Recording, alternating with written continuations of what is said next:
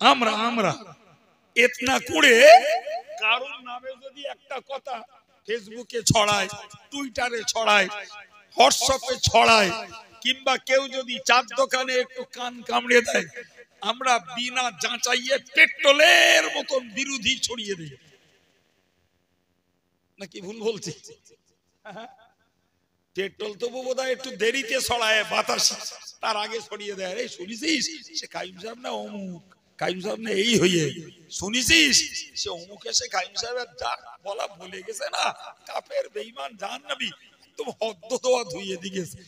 এই করে করে এদের জীবনের মূল্যবান সময় আর শিক্ষাটাকে সর্বনাশ করছে, আর নিজেদের জন্য জাহান্নামের গাড্ডাটা ঝাপটা করে খুঁড়ছে।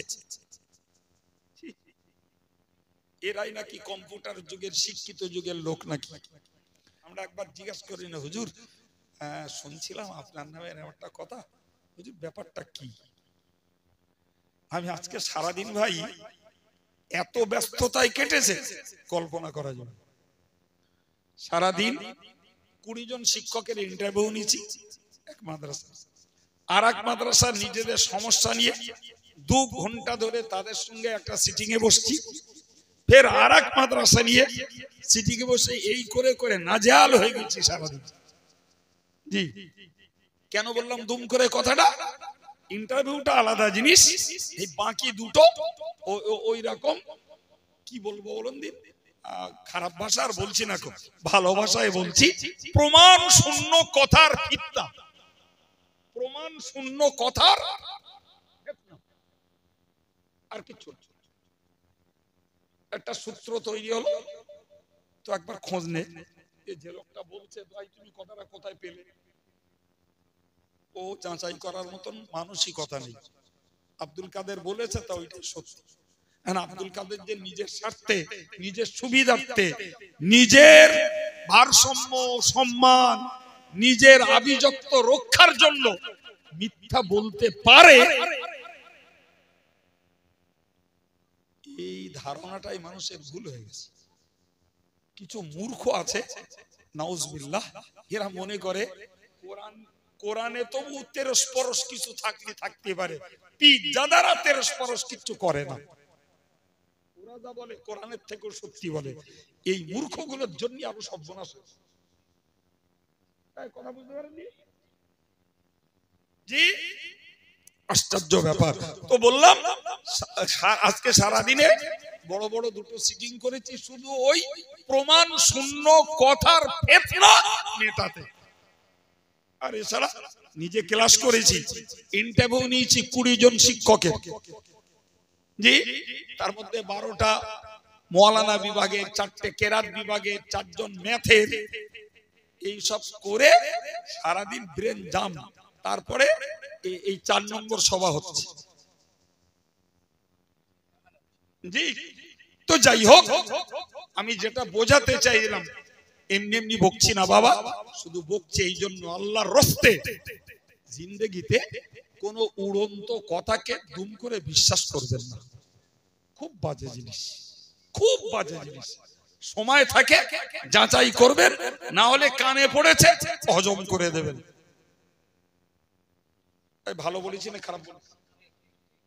যদি নিছাক মনটা হালু চালু করে, আচ্ছা ভাই খোঁজ নে এর তথ্য কোথায়, গোড়া কোথায়, না হলে ভাই সেই বাঁশের কুঞ্চির পানি খাওয়া মতন হবে। বলো, রাত 1:30টার সময় বাঁশ ভাঙাতে লাইট মেরে হারকেন ধরিয়ে রস খাচ্ছে, যে নিয়ে দেখাবে তার ব্যামো সেরে যাবে, শেষ পর্যন্ত দেখা যাচ্ছে যে একটা বেজম্মা খবর।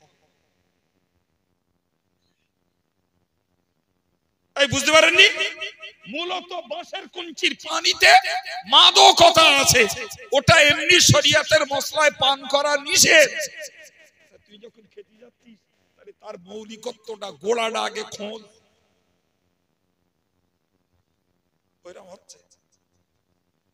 কথা বুঝতে পারলেন কি প্রিয় ভাই আমার? তাই আপনাকে বাই হার্ট রিকোয়েস্ট করছি, অন্তর থেকে অনুরোধ করছি, কোন দূষিত কথা যার নামেই শুনুন, যদি ওটাকে প্রচার করতে ইচ্ছা হয় আগে যাচাই করুন। আর যদি মনে করেন আমার যাচাই করার সময় নেই, যা পারে হোক গে যা বাবা, কানে এসছে হজম করে দেন, আর কিচ্ছু না হোক পাপের হাত থেকে বেঁচে যাবেন। যাই হোক, ফিরে চলুন আমার ঘটনাটা বলার মূল লক্ষ্য। ঘটনা মানে জ্ঞান। নাজরানের খ্রিস্টানরা 60 জন পাদ্রী সুদূর নাজরান থেকে মদিনা তৈয়বাতে চলে এসেছেন। চলে যখন এসছেন তখন দুপুর, তখন কি বলেছি বাবু, দুপুর।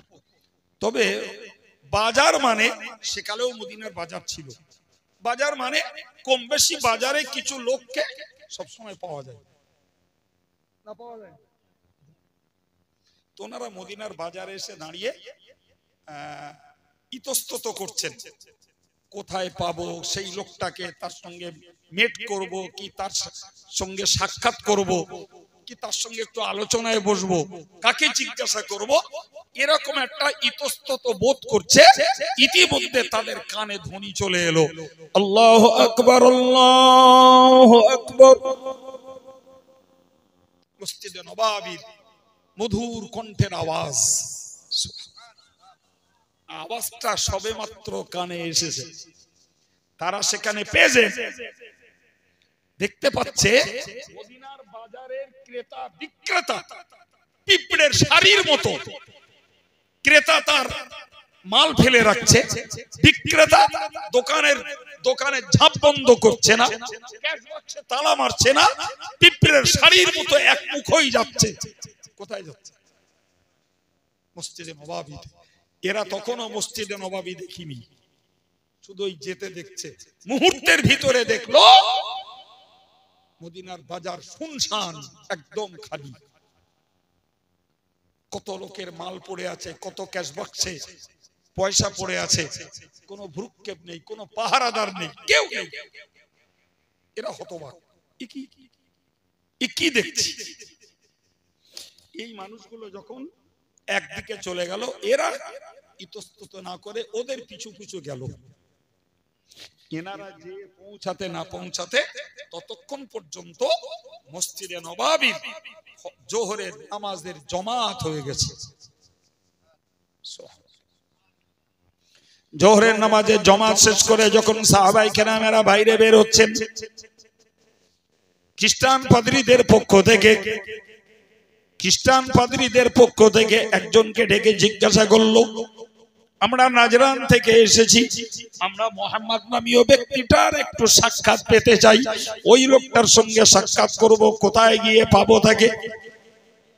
চটজলদি সাহাবী নবীর কাছে চলে গেলেন। ইয়া রাসূলুল্লাহ, ইয়া হাবিবাল্লাহ, হুজুর, নাজরান থেকে খ্রিস্টীয় ধর্ম যাজকেরা এসেছেন, তারা আপনার সঙ্গে একটু সাক্ষাৎ করতে চায়। নবী টেনশনে পড়ে গেলেন। টেনশনের কারণ, আরে বাবা, নবীর তো কোনো রাজপ্রাসাদ নেই, নবীর তো কোনো পার্লামেন্ট হাউস নেই। নবীর পার্লামেন্ট মানে মসজিদে নববী, খেজুর পাতার দেওয়াল, খেজুর পাতার ছাউনি, আর মেঝেটা পাথর কাঁকরে ছোট ছোট নুড়ি।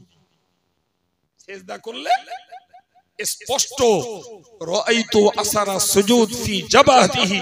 সাহাবীরা বলতেন নবীর কপালে সেজদার কাদা লাগা চিহ্ন দেখা যেত। আল্লাহু আকবার। জি, এই হলো রাসূলের পার্লামেন্ট। রাসূল যা কিছু করতেন ওই নামাজের পরে, সাহাবারাই পার্লামেন্টের সদস্য। কথা বুঝে আসছে না বাবজি? আর সেইখানটায় বসে নবী ভাবছেন, এরা প্রথমত আমার মেহমান, দ্বিতীয়ত এরা ভিন ধর্মের। কথা বুঝে আসছে? এবং এরা কোনো কমন গেস্ট নয়, এরা তাদের মধ্যকার পদস্থ সম্মানীয় পোর্টফোলিও ব্যক্তিত্ব, এরা সেই ধর্মের পাদ্রী। তাহলে এদের তিনটে প্লাস পয়েন্ট। কটা? একটা হলো বিদেশি, দ্বিতীয় হলো ভিন ধর্মের, তৃতীয় হলো এরা সাধারণ কোন অতিথি না, এরা পদস্থ অতিথি। এদের জায়গা দেবো কোথায়? এদের নিয়ে আলোচনার টেবিল বানাবো কোথায়? এই নিয়ে নবী টেনশনে পড়লেন। সাহাবায়ে কেরামদেরকে বলতেই একজন সাহাবী বললেন, ইয়া রাসূলুল্লাহ, একটা কাজ করলে হয়, জোহরের নামাজ হয়ে গেছে মানে সূর্য পশ্চিম দিকে ঢলে গেছে। জোহরের নামাজ কখন হয়? আরে জোহরের নামাজের স্টার্টিং টাইম, শুরু সময়টা হলো সূর্য তার কেন্দ্রবিন্দু থেকে পশ্চিম দিকে যেই ঢলা শুরু, জোহরের তখন শুরু। কথা বোঝা গেল? তো সূর্য পশ্চিম দিকে যখন ঢলে গেছে, তাহলে পাহাড়ের পূর্ব দিকটায় ছায়া পড়বে, তাই না? একজন সাহাবী বললেন, ইয়া রাসূলুল্লাহ, এনাদেরকে নিয়ে পাহাড়ের পূর্ব দিকটায় বসা যায়? রাসূল বললেন, আহা, এরা সম্মানিত অতিথি, এরা ভিন ধর্মের লোক, এদের জন্য ওই জায়গাটা উপযুক্ত নয়। অপর একজন সাহাবী বললেন, ইয়া রাসূলুল্লাহ, ইয়া হাবিবাল্লাহ, হুজুর, একটা কাজ করা যায়, আমার খেজুর বাগানটা ঘন পল্লবে ভরা, অত্যন্ত ঘন খেজুর বাগান, এত ঘন, এত পাতা, সূর্যের তাপ আমার খেজুর বাগানে পড়ে না, এমনকি খেজুরগুলো পেকে গেছে, পাড়া হয়ে গেছে, গাছে খেজুর নাই, আবার তলাটা ছায়া, খেজুর বাগানে নিয়ে তো বসা যায়। কথা বোঝা গেল? নবী বললেন, ওটাও এনাদের মতো মানুষদের বসার জন্য উপযুক্ত নয়। বুঝছেন? রাসূলুল্লাহ পরধর্মের প্রতি কতটা নিবেদিত, এই কথাগুলো থেকে শিখতে হবে। তো আমরা তো ভিন ধর্মের, নাউজুবিল্লাহ, জি, তাদের প্রতি তিরস্কার, ভৎসনা, গালি। আরে না, এটা কোরআন নিষেধ করেছে। তুমি পরধর্মকে গালি দিও না, তুমি পরের দেব দেবীকে গালি দিও না, তুমি পরকে সমালোচনা করো না। ও তোমার সমালোচনা করবে, ও তুমি না বুঝে তুমি পরকে গালি দেবে, তারা না বুঝে তোমার রবকে গালি দেবে। সব কোরআনের নিষেধ। জি, রাসূল করিম সাল্লাল্লাহু আলাইহি ওয়াসাল্লাম পরধর্মের প্রতি কতটা সহিষ্ণু, কতটা নিবেদিত, ভাবতে অবাক লাগবে। এমনকি একটা কথা বলে ফেলছি, একদিন রাসূলুল্লাহ মসজিদে নববীর কাছে সাহাবায়ে কেরামদের সহ বসে আছে। ইন দি মিন টাইমে একটা ডেড বডি, একটা লাশ যাচ্ছে। রাসূলুল্লাহ উঠে দাঁড়ালেন। রাসূল কি করলেন? কি বলিস বলেন? উঠে দাঁড়ালেন। লাশটা চলে যাওয়ার পরে একজন সাহাবী বললেন, হুজুর, আপনি দাঁড়ালেন যে, ওটা একটা ইহুদির লাশ। প্রিয় নবী বললেন, আওয়ালাইসাত নাফসুন, তুমি ইন্ডিকেট করছো ওটা ইহুদির লাশ, ও কি মানুষ না? সাহাবারা হতবাক হয়ে গেলেন। প্রিয় নবী বললেন, আমি তার মনুষ্যত্বকে স্যালুট করেছি, আমি তার ধর্মকে স্যালুট করিনি।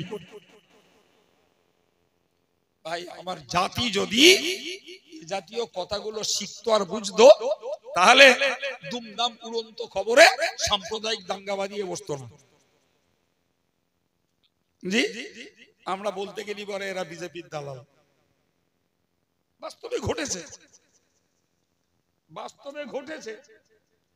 আমিও শুনেছি, মাতিন সাহেবও শুনেছে, তাও অন্য কোথাও না, বেড়া চাপা।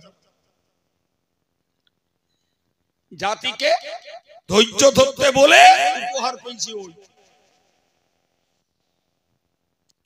আর আমাদের কথা না নিয়ে আজও জেল খাটতেছে। খাটো, কি করব? প্রিয় ভাইরা আমার,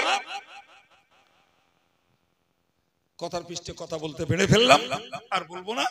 তো আমি যেটা বোঝাতে চাইছি, রাসূল করিম সাল্লাল্লাহু আলাইহি ওয়াসাল্লাম ওদেরকে বললেন, এক কাজ করো, আমার যা আছে সেটাই যথেষ্ট। সাহাবীকে বললেন, যাও, ওনাদেরকে ডেকে মসজিদে নববীতে নিয়ে এসো। কোথায় জায়গা দিলেন? কোথায় জায়গা দিলেন? তারা কোন ধর্মের? আল্লাহু আকবার। সম্মানিত ভাইরা আমার, প্রিয় নবী সাল্লাল্লাহু আলাইহি ওয়াসাল্লামের সঙ্গে ওরা একটা আলোচনায় বসলো, রাসূলের পরিচয় নিল। রাসূল করিম সাল্লাল্লাহু আলাইহি ওয়াসাল্লামের কাছে তারা জানতে চাইল এই দুর্ধর্ষ বর্বর উচ্ছৃঙ্খল যুদ্ধংদেহী যাদের যুদ্ধের মানসিকতা সব সময় মারামারি কাটাকাটির মানসিকতা এই জাতটাকে আপনি পরিবর্তন করলেন কি দিয়ে? প্রশ্নটা ভাইটাল, তাই না? তারা তো দেখছে মুহাম্মাদের এই হাল, এই তো হাল, অস্ত্র নেই, সেনা নেই, কোন প্রতিরক্ষামূলক কোন ব্যবস্থা মুহাম্মাদের নেই। সুবহানাল্লাহ, কিচ্ছু নেই। তাহলে এই লোকটা এই বর্বর অসভ্য অশিক্ষিত উচ্ছৃঙ্খল সমাজটাকে পরিবর্তন ঘটালেন কি দিয়ে? প্রিয় নবী তাদেরকে একটা কথা বলেছিলেন যে আমি একটি অবলম্বনে এই যাত্রার পরিবর্তন ঘটিয়েছি, ঘটেছে সেটা হলো এদের দিলে, এদের কলিজায় আল্লাহর ভয় ঢুকিয়েছে। আর একটু চিল্লে বলুন, কলিজায় যদি আল্লাহর ভয় ঢোকে রাতের অন্ধকারেও এশার নামাজটা পড়ে শোয়া যায়। আর কলিজায় যদি আল্লাহর ভয় না ঢোকে তাহলে বউটাকে বলা যায় স্বরূপনগর ছিলাম ওখান থেকে পড়ে এসছি, আর স্বরূপনগর ওনাদের বলা যায় বাড়ি যেয়ে পড়বেন। কথা বুঝতে পারেননি? কলিজায় যদি আল্লাহর ভয় ঢোকে অন্ধকার চেয়ে অন্ধের কাছে সঠিক ওজনে মাল বিক্রি করা যায়। কলিজায় খোদার ভয় ঢুকলে অন্ধকে সচল টাকা দেওয়া যায়। আর যদি কলিজায় খোদার ভয় না ঢোকে চোখলারে জাল নোট দিয়ে কেটে পড়ে। কলিজায় যদি খোদার ভয় ঢোকে মালিককে লাগে না, মালিকের পাহারাদারি ছাড়াই বিনা ফাঁকিতে কাজ করা যায়। জি, আর কলিজায় যদি আল্লাহর ভয় না ঢোকে মসজিদে যেয়ে ঝগড়া বাঁধিয়ে বাড়ি আসা যায়। কথা বুঝে আসছে বাবজি? প্রিয় ভাইরা আমার, আমি আপনাকে বোঝাতে চাইছি রাসূল করিম সাল্লাল্লাহু আলাইহি ওয়াসাল্লাম তাদের কাছে ইসলামের দাওয়াত দিলেন। দেবেন না? দেবেন না? ওটা ওই জন্যই তো নবী তাদের কাছে ঈমানের দাওয়াত দিলেন। কিন্তু খ্রিস্টান পাদ্রীরা তারা তাদের দায়িত্ববোধ বললেন, দেখুন আমরা একলা নই, আমাদের সমর্থক সদস্য অনুসারী প্রচুর। সুতরাং আমরা যদি আপনার দাওয়াতকে অ্যাকসেপ্ট করে ধর্ম পরিবর্তন ঘটাই তাহলে আমরা আমাদের স্বজাতির কাছে কৈফিয়ত দিতে পারবো না। তাদের যুক্তি আছে কথার। তবে তারা বললেন আপনার দাওয়াতকে আমরা বয়ে নাজরান পর্যন্ত নিয়ে যাব। এই পরবর্তীকালে আমরা ইতিহাসকে, ইসলামের ইতিহাসকে চর্চা করে দেখেছি, ওই নাজরানের লোকেদের হাদিসের কিতাবে বর্ণিত আছে। তার মানে প্রমাণ হয়েছে যে নাজরানে রাসূলুল্লাহর ঈমানের দাওয়াত পৌঁছে গেছে এবং তারা ইসলাম কবুল করেছে। তবে তারা নবীর দরবারে বসে নবীর বক্তব্যকে, নবীর স্পিচকে, নবীর হাদিসকে কোট করে তারা বর্ণনাও করেছে। আর একটু ওই লোকগুলো নবীর কাছে চাইলো আমরা একটু প্রেয়ার করব। মদিনা থেকে কিবলা হলো, আমাদের কিবলা দক্ষিণ দিকে। কোন দিকে বলেছি? রাসূলুল্লাহ কবরে শায়িত আছেন, রাসূলের মাথা আছে, রাসূলের মাথা পশ্চিম দিকে, পা পূর্ব দিকে। রাসূলের মাথা না, ভুল বলছি, রাসূলের মুখ দক্ষিণ দিকে, রাসূলের মাথা পশ্চিম দিকে, রাসূলের পা পূর্ব দিকে। এইভাবে রাসূল শায়িত আছে। এক কথায় মদিনা থেকে কিবলা হলো দক্ষিণ দিকে। খ্রিস্টানরা চাইলো আমরা একটু ইবাদত করব, ওদের কিবলা পূর্ব দিকে। কোন দিকে? পূর্ব দিকে। তার মানে আমাদের কেবলা ছাড়া ভিন্ন দিকে ওদের কেবলা। রাসূলুল্লাহ ওদেরকে পারমিশন দিলেন, ওরা মসজিদে নববীর এক ধারে যেয়ে পূর্ব দিকে ফিরে ওদের মতো ওরা ধর্ম চর্চা করে নিল। তবে এইখানটায় আমি একটা কথা আপনাদেরকে বলবো, না হলে আমরা তো কথার বাচ্চা পড়াতে জানি, পরে আবার বাচ্চা পড়ালে মুশকিল হয়ে যাবে। একটা কথা আপনাদেরকে বলবো, এই রাসূলুল্লাহ যখন ভিন ধর্মের লোকেদেরকে মসজিদে নববীতে জায়গা দিয়েছিলেন ভাই, তখন অমুসলিমদের মসজিদে যাওয়ার নিষেধাজ্ঞা জারি হয়নি, এটা মনে রাখুন। অমুসলিমদের মসজিদে ওঠার নিষেধাজ্ঞা জারি হয়েছে নবম হিজরিতে, রাসূলের ইন্তেকালের মাত্র 1 বছর আগে। কোরআন বলেছে ইন্নামাল মুশরিকুনা নাজাস, মুশরিকরা নাপাক, ফালা ইয়াকরাবুল মাসজিদাল হারাম, তারা যেন সম্মানিত মসজিদের ধারে পাশেও না ঘেঁষে। এখন যদি কেউ বলেন যেটা মুসলমানদের একটা সংকীর্ণতা যে অন্য ধর্মের লোকেদেরকে এরা মসজিদে উঠতে দেয় না, আমি অন্য কোনো জবাব না দিয়ে ছোট করে এইটুকুই বলবো, পুরীর স্বর্ণ মন্দিরে মুসলমানদের ঢুকতে দাও না কেন বাবা?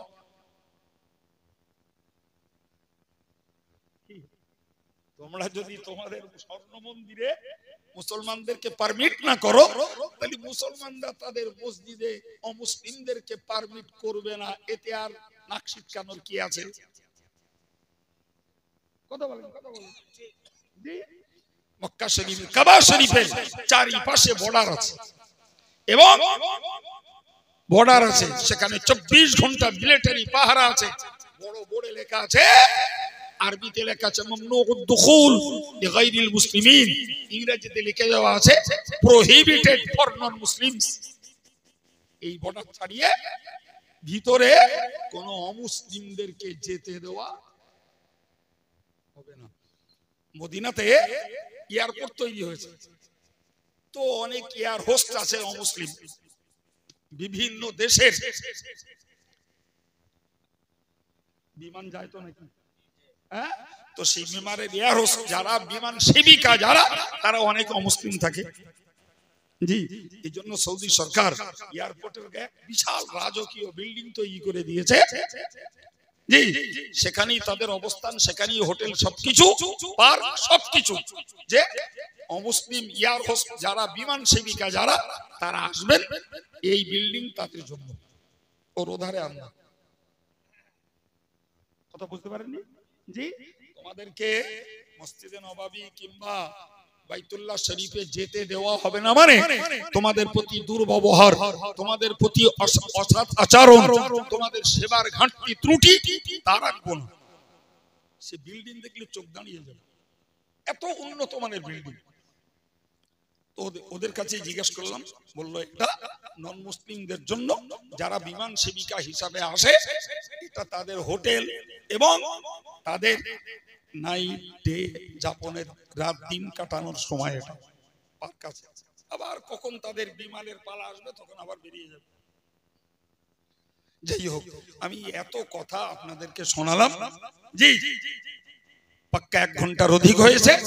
যে কথাগুলো আপনাদেরকে শুনিয়েছি বাবু, আমার শোনার ওর মূল সার্থকতা হলো এটাই যে আমরা কোরআনের কাছ থেকে যে বার্তাগুলো পাই, আমরা কোরআন পড়তে পারি না, আমরা কোরআনকে নিয়ে গবেষণা করি না, তার মিনিং, তার এক্সপ্লানেশন, তার অর্থ ব্যাখ্যা কিচ্ছু বুঝি না। কিন্তু আমাদের কাছে বড় সুবর্ণ সুযোগ হলো, বাঙালি মুসলিম সমাজের কাছে বাঙালি প্রকৃত যোগ্য আলেম, বক্তা, পড়ুয়া যারা, সবাই নয়, সবাই কি, যারা বক্তা, আলেম, পড়ুয়া ভাই, এদের কাছ থেকে আমরা কোরআনের বার্তাগুলো আলহামদুলিল্লাহ সহজে পেয়ে যাই। সুবহানাল্লাহ বলেন, ঠিক না ভুল বাবু? আমরা নামাজ পড়ি, দাড়ি রাখি, টুপি পরি, ভদ্র হই, সভ্য হই, বিনয় হই, পরিচ্ছন্ন হই, যাই হই ভাই, এগুলো সব পেয়েছি বাঙালি যোগ্য আলেম বক্তাদের কাছ থেকে। বার্তাগুলো বলো কোন আলেমের নিজস্ব পকেটের নয়, এগুলো সব কোরআনের ভান্ডারের। সুবহানাল্লাহ বলেন। এটাই আমাদের জন্য প্লাস পয়েন্ট। বিশ্বাস করুন, এই পশ্চিম বাংলাতে এমনও মুসলমান গ্রাম আছে, জেলা আছে, যারা ইসলামের হর্ষই বোঝে না, কোরআনের কও বোঝে না। চিন্তা করতে পারবেন না তারা কতটা পিছিয়ে, ভাবতে পারা যাবে না। সে তুলনায় Basirhat sub division, Barasat sub division বলতে পারা যায় জি 24 পরগনা, 24 পরগনাটা ধর্মের একটা উর্বর জায়গা। শিক্ষায়, সংস্কৃতিতে, সভ্যতায়, ভদ্রতায়, ইসলামী আচরণে অনেক উর্বর জায়গা। যদিও দুঃখের সঙ্গে বলতে হয় আজও 40 থেকে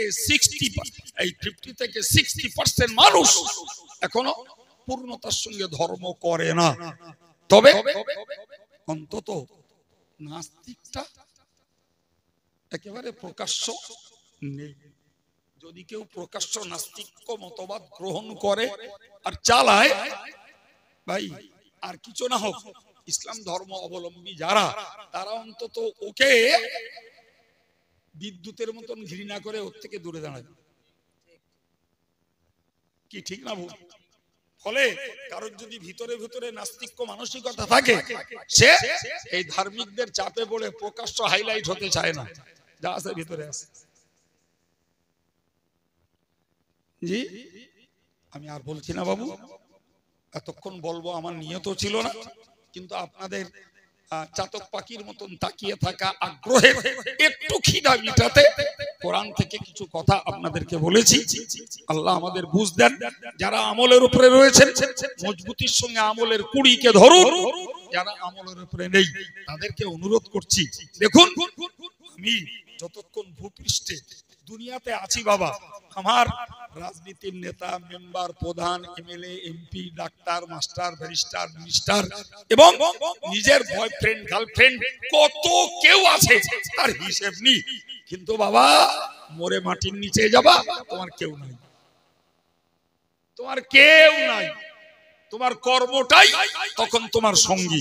সুতরাং কম্পিউটারের যুগে, স্যাটেলাইটের যুগে আমি শিক্ষিত যুব সমাজকে বলবো, অন্তত পক্ষে একাকী কবর জীবনে নিজের নেক আমলটাকে সঙ্গী বানিয়ে তুমি চলার চেষ্টা করো, তবে তুমি বুদ্ধিমান।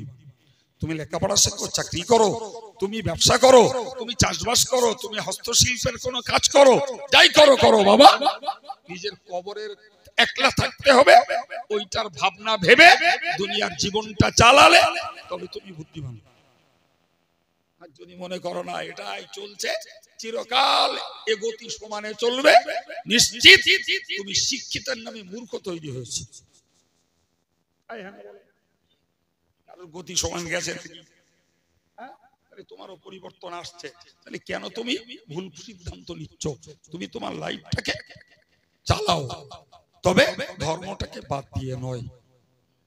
মায়েদেরকেও বলবো, কোন পরিবারের গৃহিণী, কোন ঘরের কন্যা, শিক্ষার পরিমাণ কত, রূপ সৌন্দর্য কত, এসব কিছুতে অহমিকায় ডুবলে চলবে না। মনে রাখতে হবে, মরে কবরে যাবে, স্বামী তোমার নয়, ছেলে তোমার নয়, মেয়ে তোমার নয়, দেওর ভাসুর বাপ মা কেউ তোমার নয়। তুমি কি কর্ম করে যাচ্ছ, কবরে তোমার পরিচিতি, সেটাই বড় মাধ্যম। আল্লাহ বোঝার তৌফিক দেন, বলুন আমিন। সম্মানিত ভাইরা আমার, একদম উঠেছি 8 মিনিট সময় অন্য কিছু নষ্ট না করে কিছু জ্ঞান চর্চা আল্লাহ করিয়েছেন, করেছি, একদম স্যাডেল ব্রেক, আর এগোবো না। কত কয়েক বছর এরা আমাকে দিয়ে একটু খেদমত নেয়, এই মাহফিলটা আগামী বছর চলার জন্য তাবাররুকের একটা আস্থা এই মজলিস থেকে তৈরি হয়। কেউ চাল ডাল দেন, কেউ টাকা পয়সা দেন, মিনিট 10 জন্য দাবি করছি বাবু, কে পারেন একটু বলেন। 2000 টাকা দেবেন, 25 কিলো চাল দেবেন, 1 বস্তা আলু দেবেন, 5 কিলো ডাল দেবেন। কে কিভাবে পারেন সহযোগিতা করতে, একটু আল্লাহর রাস্তে বিসমিল্লাহ বলে শুরু করুন। শুরু করলে আশা করা যায় সহযোগী সংখ্যা বাড়বে। একটু বলুন।